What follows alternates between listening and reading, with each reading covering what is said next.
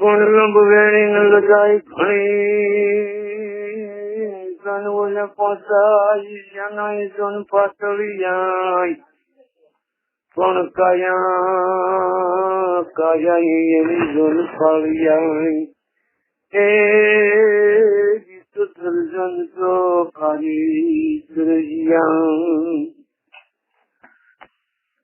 કાર્તિક મહિનાને એક દિવસ બપોર નમતા હતા. સંસારના ડુંગરા વેચીને એક વેલડું હાલ્યું આવતું હતું. બે પડખે બે ભાલાળા વળાવ્યા પોતાની ઘોડીઓને ખેલવતા ખેલવતા આવતા હતા. આરસ પહાડાના પોટિયા જેવા ધોળા અને ઝીંગા બે વાગડિયા બળદ જેવા એવા વેગમાં પંથ કાપતા હતા કે જેને ઘર મળી જતા હોય એવું કળાય આવે છે. બળદની ઝીંગી ઝીંગી ડોકમાં ભૂગોળમાં રણરણતી હતી. વચ્ચે વચ્ચે ઘરે ઝૂલતી ડોક છોકરીઓના રણકાર હાથ પુરાવતા હતા અને વેલડાના પૈડામાં પુરોવેલી પાંદડીઓના પણ રૂમઝૂમ સાચી ડુંગરના ગાળામાં આમાં ફડસંદા ઉઠીને તૈણે સૂઈની જમાવટ ભળી જતા હતા. બળદના વેગમાં વધઘટ થાય તેમ તેમ એ રંધના ધીરા ધીરા મોજા વગરતા સુસવાતા પવનની લહેરો ઉપર હિલોળ ચડતા હતા. બળદને અંગે ઝૂલતી હીર ભરી ઝૂલ્યોમાંથી અને બળદના હિંગ ઉપર સજેલી ખોભીઓમાંથી નાનકડા આભલા જાણે સૂરજના કિરણોની સામે અનકારા કરી રહ્યા હતા. એવું ભરત કામ તો સોર ઠિયાણીના રળિયામાં હાથ વિના બીજું કોણ કરી જાણે. એવા રઢિયાળા હાથવાળા એક કાઠિયાણી આ વેલડામાં બેસીને પોતાને મયુરમાંથી હારે આણું વળીને જાતી હતી.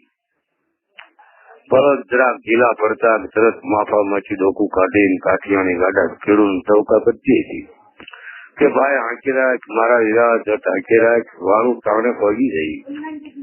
કાઠિયાણીને આજ રાજ્ય પહોંચીને એના રંગ ભીના કંઠની કતારી કરવાના કોડ હતા. રણ વગડામાં એકલી એકલી નાચતી ફરતી અપસર્યા જેવી રાતી સોળ વેલડીમાં એ પાંચાળના હિમાળા ઓળઠી જે વખતે ગોહિલવાઈના મલકમાં દાખલ થઈ તે વખતે સંધ્યા કાળના હયામાં જઈને કોઈએ કટારી ઉલાવી હોય તેમ રાતા લોહીની છેડો વસૂટતી હોય વટી માર્ગોના લાંબા લાંબા પડછાયા માથા વગેરેના કઈ જેવા વાહન દોડતા હતા. દોડતા હોય તેવા લાગતા હતા. લોયાનું મોઢું લઈને સૂરજ મહારાજ ડુંગરાની પછવાડે દરિયામાં નાવા ઉતરતા હતા. કેળાને કાંઠે ખેતર હતું એમાં એક આદમી ભેણો તારે છે. વેલડું જોતા જે આદમી પોતાની ભેંસોને રેઢી મૂકી દોટ દઈ બીજી પણ રીડ ન પાડી. આપતો એ વેલડાને હાંડવો અને ધીરે સાથે હવાને પૂછવા લીધું, જવાનો ક્યાં ગામની વેલ છે? જવાનો ક્યાં ગામની વેલ છે? બાપુ રાજપરાની વળાવી હતી. ચીચેથી આવતા તો બાપ અંધાળમાં બાદલે વેલડામાં કમણ બેઠું છે. આય જહુભાઈ રાજપરા હાથિયા દાદલના ઘરવાળા જેવા જ ખાસરના દીકરી જવાનો ઊંડો કામો કર્યો. આ મોતનો માર્ગ તું કોની દેખાડ્યો? કા આંખે નજર કરો હાની દેખાઈ ગુંડા દરબારની વેળિયું ગામને હિમાળેથી હારું ગાય માણા આબરું હતું જાતું નથી. નસે માળા બાપ ગજબ કર્યો પણ છે શું? આ માઢ મેળી જોઈ હિમદાદ નો દરબાર ખોખરો શેખ મેળીએ બેઠો બેઠો આખી સીમમાં સકરા જેવી નજરો ભેળવા કરે છે. ત્યારે ફરતા કાઠીઓના ગામડા ઉપર ઝાંકી ઝાંકીને કાઠિયાણીની ગાય ગોરમથી નીચે છે. કાઠિયાણીની માંડ સાંજે એને સપના આવતા છે. કાઠિયાણીના મોઢાનો ઈ કાળ મુખો જાપ તૂટતો છે.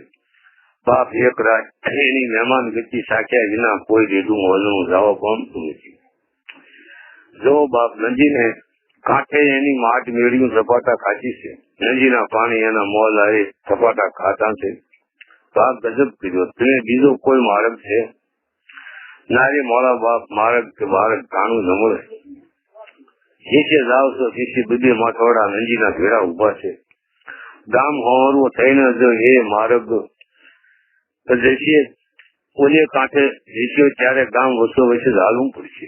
બીજો ઉપા નથી બાપ. વેલડાનો પડદો એક બાજુ ખસેડીને આવે જહુભાઈ ધોકું કાઢ્યું. ચંદ્રમાએ જાણે વાદળાના અંતરપટમાંથી મોઢું બતાવ્યું. જાણે કાંઈ આકુલ વ્યાકુલતા ન હોય તેમ હાઈએ ટાંગ વાળા આદમીને પગથી માથા ઉડી માપી લીધો. કાળા ભમર કાતરા માથે મોટો સોટલો, ડોકમાં માળા, નાચમાં સત ધર્મના ચેર જોઈને આજબીને પારીખ્યો, પૂછ્યું, દેવી પુત્ર લાગો છો બાપ? હા, સારણ સાંગજો, કાંઈ ફિકર નહીં ભાઈ, કાંઈ હથિયાર રાખો છો? સારણની કેળે કટાર ખોયેલી હતી, હેઠમાંથી કાઢીને સારણે હાય ઘણી લાંબી કરી. આઈએ તે ઉપાડે લઈને કહ્યું કે રંગ તું ને હવે મુઠ્ઠી વાળીને રાજપરા રસ્તે વહેતો થા અને કાઢીને વાવડજે, બાકી તો પૂરી ધણીની મરજી મારા વીરા. ભેંસનું ખાડું રેઢું મેલી સારણે ડાંફો ભરવા માંડી. વેલડું હાલ્યું, નંજી વળોટી ગામ વેચ્યું, આમે કાંઠે સડીને વહેતું થયું.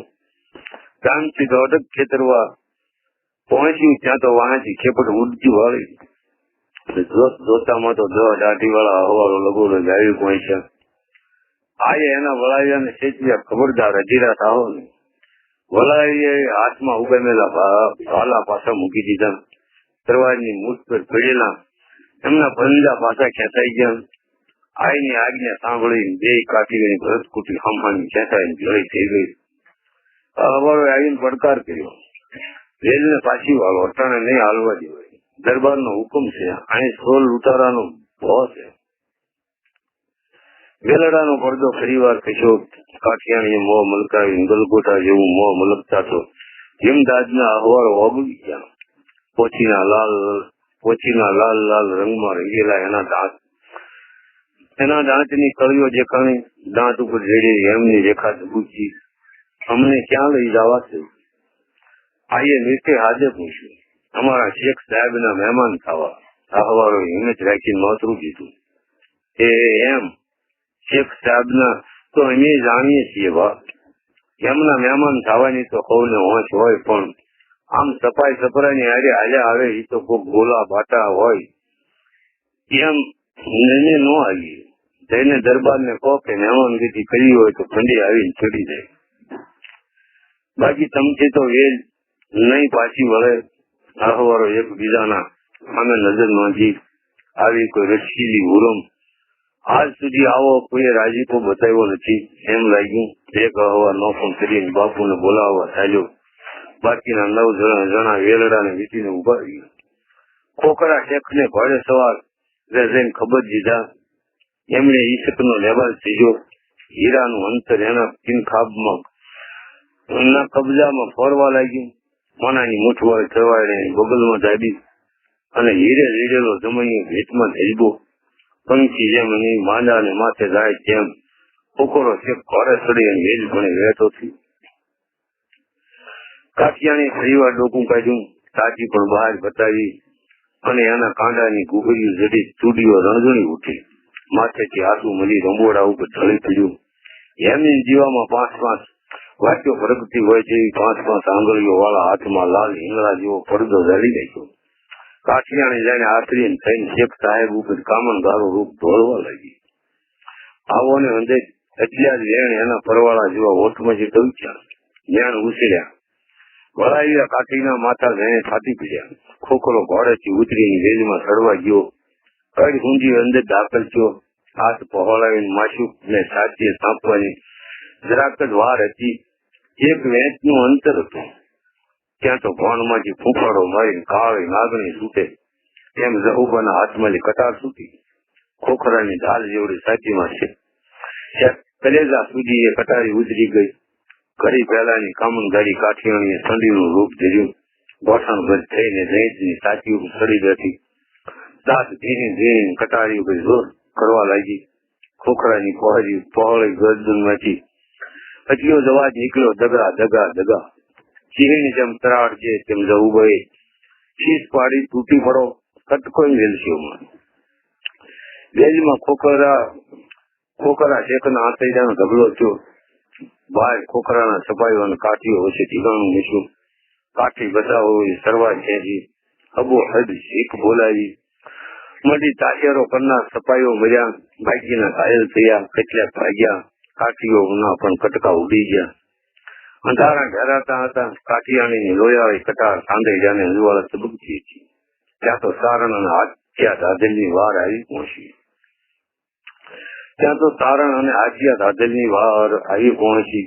લોહીમાં રંગાયેલી કાઠિયાણીને જોઈને કાઠીની સાચી ખૂબ જ પહાબંજી કરી એની કમર તૂટવા લાગી. વેલુડું રાજપરે પહોંચ્યું. મધરાજ્ય સંગીકા મટીને એને જોબનના શણગાર થઈ ગયા અને એની આંખમાં કથડો કાંઈ જોઈ રહ્યો. તારણે જોયું ભીમદાદ ઉપર જીવા ઓલવાયા હતા. ગામમાં હની હાજે બોપો પડી ગયો હોય એવી ધાક બેસી ગઈ હતી. ખોખરાની કાયા લોહીમાં રગદોળાથી અમારે પડી હતી. રાતોરાત તારણ ભજવી પહોંચ્યો. ત્યાંના કાઠીઓને કહ્યું કે હાલો બાપ, આંકડે મદન માખ્યું અહીંયાનું છે. ભીમદાદના તાલુકા ઉપર તમારી નોગતું બગડાવી નેજો ચડાવી દો. ભજલી વાળા આળુ કાઠીઓએ કહ્યું કે આબા હવારે ભરિયાણ કરીશું અને વધામણી લઈને આવનાર તારણને એમણે કઈ આદર ન કર્યો. રાતોરાત તારણ ભાગ્યો. કુંભારા ગામમાં જઈને જયરામ ખાતરને ખબર દીધા કે બાપ, જોગમાયા ભજલી વાળાના કર્મ માંથી ભૂણી અને ભીમદાદ તને જે છે જેવું છે એ મેરામ ખાતર કોણ એની ઓળખાણ આપીએ. પાળિયાદના દરબાર માસા ખાતરના મોટેરા કુવો. સાલકી માં હતી. નવા આઈને પેટ નાનેરા ભાઈનો જન્મ થતા એક વખત માતા ખાતરનું શરીર લથડ્યું. મોતની પથારેલી પથરાણી દરબારની પાસે બેસી કાઠિયાની કલ્પના કરવા લાગી કે કાઠી તમારું ગામતરું છે, મારા છોકરાઓનું શું થાય છે? આ મેરા મારા પેટને વીઘોઈ જમીન ખાવા નહીં જઈએ અને હું રજોઈ પડીશ. આવું સાંભળીને આપા માતા ખાતરનો જીવ ટૂંકાતો હતો. એનું મોત બગડતું હતું. મેરામ ખાતરને ખબર પડી કે બાપુની પથારી પાસે આવીને માળા ઉપાડી અને બોલ્યા, આ સિદ્ધને થાલા મારા બાપુની છેલ્લી ઘડી બગાડો છો. આલ્યો આ સૂરજની સાંખે હું માળા ઉપાડું છું તે પાળિયાદની એક તહુ જમીન પર મારે ન ખપે અને મારા ભાગ્યમાં હશે તો વિધાતા નહીં ગુણી શકે. જાઓ આય મોજ કરો અને મારા બાપુ ના જીવને સદગતિ કરવા. માતા ખાતરનો દેહ તૂટી ગયો. આઈને ભરતાવો ગયો. એને ઘણા તાલાવાલા કરી જોયા. બાપ મેરામ, તું તારા ભાગનો ભરા તો પૂરેપૂરો લે, પણ મેરામ ખાતર બીજી પથ્થેરીના લોટને નહીં. એને ફક્ત કુંભારું અને સરવાની ત્રીજી પાટી રાખી. પોતે પાળિયાદ માંથી રહેણાંક કાઢી નાખી અને હવે સર્વે જઈને જ્યાં એવા મેરામ ખાતરને તારણે ભીમદાદને વાવર દીધા. જગદંબાઈએ જો જાણે કે મહેર કરી રાતોરાત મેરામ ખાતરે ભીમદાદનો કબજો લીધો. સવારે બદલી વાળા જોકાણ ખાતા ભીમદાદ આવ્યા. તારણે કહ્યું, કાંબા ઊંઘી લીધું, જાઓ તમને ગ્રાસ કમાતા ન આવડે. પણ મેરામ ખાતર ને જાણ થઈ કે ગઢવો પ્રથમ બદલી ગયેલો હતો. પછી એને હકપર ગામ ભજવીને આપ્યું. હારીંગપર ગામ સારણને મળ્યું. સારણોને બિરદાવળી લલકારી કે મેરામણ મેલે મહીપત બીજા માંગવા એ તો પૂંજ છેલ્લે કરે મેઢે સડવું માતા. એક માતા ખાતર ને મૂકી બીજા કોઈ રાજાઓની પાસે યાસને જવું એ તો હાથીને થોડી ઘેટા ઉપર ચડવા જવા બરાબર કહેવાય. એમ મેરામ ખાતર એટલો બધો ઉદાર છે. ઉનડ ગરડે રન જીએ જીવો હાર્દિકો જે ઝેરું કોટ મસરાજરો ત્રીજો ટોડો છે. એમ ગરડામાં ઉનડ ખાતર, હાર્દિકામાં જીવો ખાતર ઉદારતાથી રોટલો આપે છે, તેમ ત્રીજો દાતાર માથો ખાતર પોતાનો પુત્ર મેરામ ખાતર છે.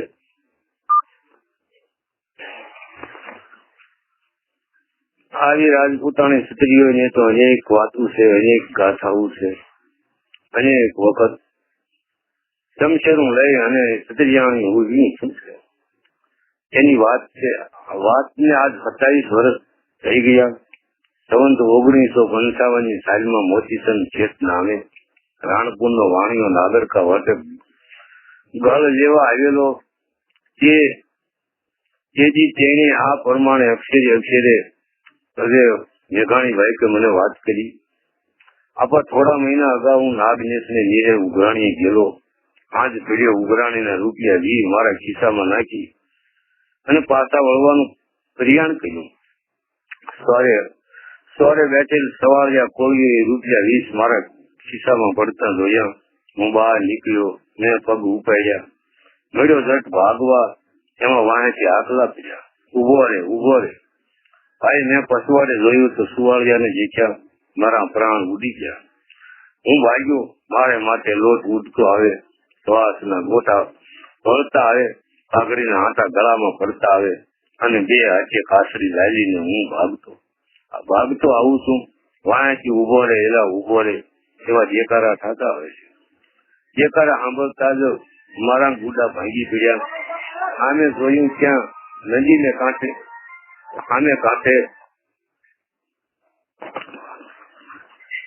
સામે જોયું ત્યાં મારા ગુંડા ભાગી પડ્યા. અમે જોયું ત્યાં નદીને કાંઠે ઢૂકડું વેલડું સુકેલું કોઈ ગાજબી છે. હું જોયો પાંચે પહોંચું ત્યાં તો બીજું કોઈ નહીં.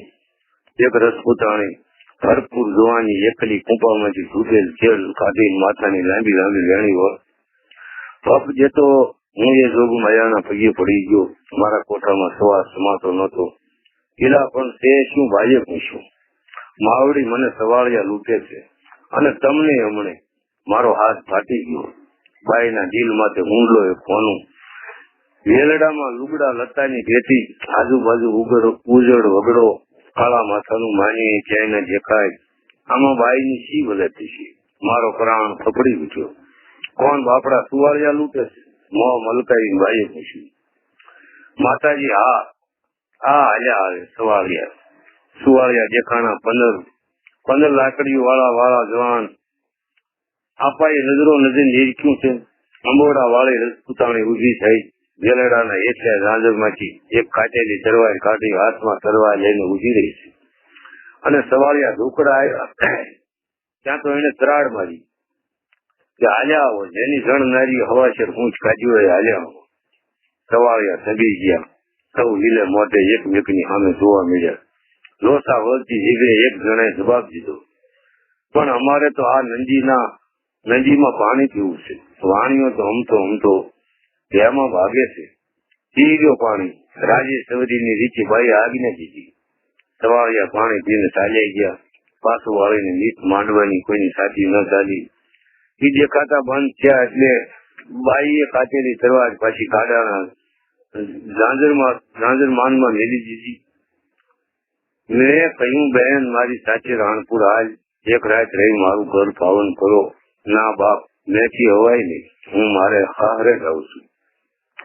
ખિસ્સામાંથી 8 રૂપિયા કાઢીને બોલ્યો, બેન આ ગરીબ ભાઈ નું કાપડું મારે ખપે નહીં. એને ગાડા ખેડૂને જગાડ્યો. વેરાડામાં બેસીને હાલી નીકળી. કચ્છની દીકરી હતી, અડવાળા ગામે પરણાવેલી. એટલું જ મને યાદ છે. બીજા નામ ઠામ ભૂલાણા છે, પણ એ સોટલા વાળીનું મોઢું તો નિરંતર મારી નજરે જ કરે છે અને સદા કાયમને માટે ચરતું રહે છે.